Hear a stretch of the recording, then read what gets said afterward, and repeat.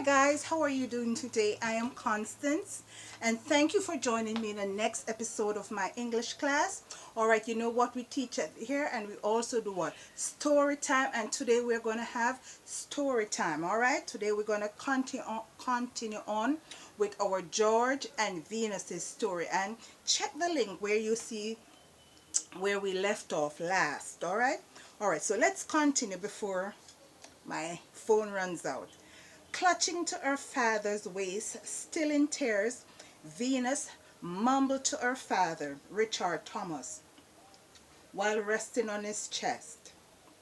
"I need for you to give him a chance, Daddy, because he's a good man and I love him." Easing away his daughter from his body, Richard Thomas responded, gazing into his daughter's eyes. "If he's a good man or the devil, you are the one who has chosen him, and you will be living with him, not me. Well, I can assure you, his addition to this family will bring along nothing devilish. Watch and see," replied Venus while wiping away tears with the back of her hands. Gently, Richard dismissed his daughter from in front of his presence and extended his hand to George Greenback and introduced himself. Soon both men were shaking hands as if their encounter was of some very serious business. Not a crack of smile to be shared between either of them. Richard Thomas cleared his throat and then asked, "I learned you're an apprentice in the mechanic business. How far do you think this car fixing business is going to take you?" George stuffed his hands into his pocket and kept silent for a while. "Who knows where the wind will blow in life?" George said, breaking his silence. "I could end up working for my boss for a while. I could apply for a mechanic position with one of those big companies like Ford or Toyota, or I could probably borrow a loan from the bank and open my own shop," continued George, staring dead straight into Mr. Thomas's eyes, as if he already knew what the businessman was speculating. "Don't you dare think I'm in Venus's life trying to dig for gold," George went on saying. "I might have not come from a ton of money, but where I come from we have respect and integrity.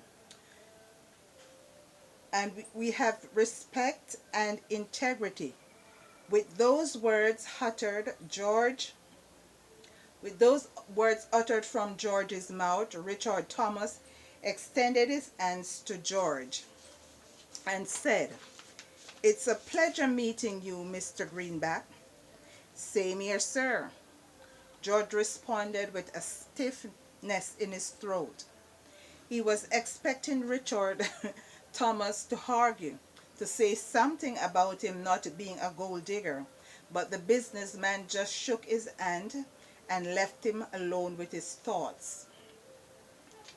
Facing his daughter, Richard then winked his eyes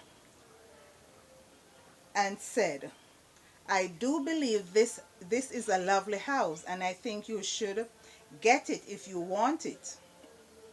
"I believe so too, Daddy," Venus said, smiling. But most importantly, Venus knew that the wink meant coming from her father. But most importantly, Venus knew that the wink meant coming from her father is an approval of George. And although this wasn't the way she wanted to introduce her boyfriend to her father, she was quite elated that he had approved of George Greenback being a part of her life now. Just after embracing his daughter once again, Mr. Thomas turned to his security men and said, "I think it's time to leave this place and go on to our appointment with the McCartys." And seconds later, all three men were descending from the steps of the beautiful concrete house on the top of Nesbury Hill. With the absence of her father, Venus immediately leaped into George's arms and wrapped her arms and legs around him as she buried her face into his neck as though shy. George, accommodating her passionate hug, wasn't quite sure of what to say to her now. Sorry. But since his mind was already made up of having Venus in his life permanently, he whispered into her ear, "With or without your father, we are going to be all right." Removing her face from the crevices of his neck, Venus interjected, "All right? We are going to be more than all right," before placing a sweet, gentle kiss on George's lips. It was a kiss confirming to George that all is well between him and her father and the father of his girlfriend. And for a while they stood there interlocking with each other and sharing warm affections as if not another soul was inside the room. But the clearing of Regina's throat soon got their attention. Venus, however, wouldn't allow her to say much. Her lips subtracted from George's, she sternly asked, Are you going to stand there and watch us, or how are you going to get me the contract papers for this house?" "I'm so very sorry, Venus. I just thought," Regina said, trying to explain. "You thought nothing," Venus shouted at the woman who used to be her friend. "You only thought you could control my decision by running to my father and blabbering my affairs to him. But as you can see, neither your thoughts nor your plans turn out to be effective." Venus, "I'm sincerely sorry," Regina said sorrowfully, but her expression of remorsefulness only went on deaf ears.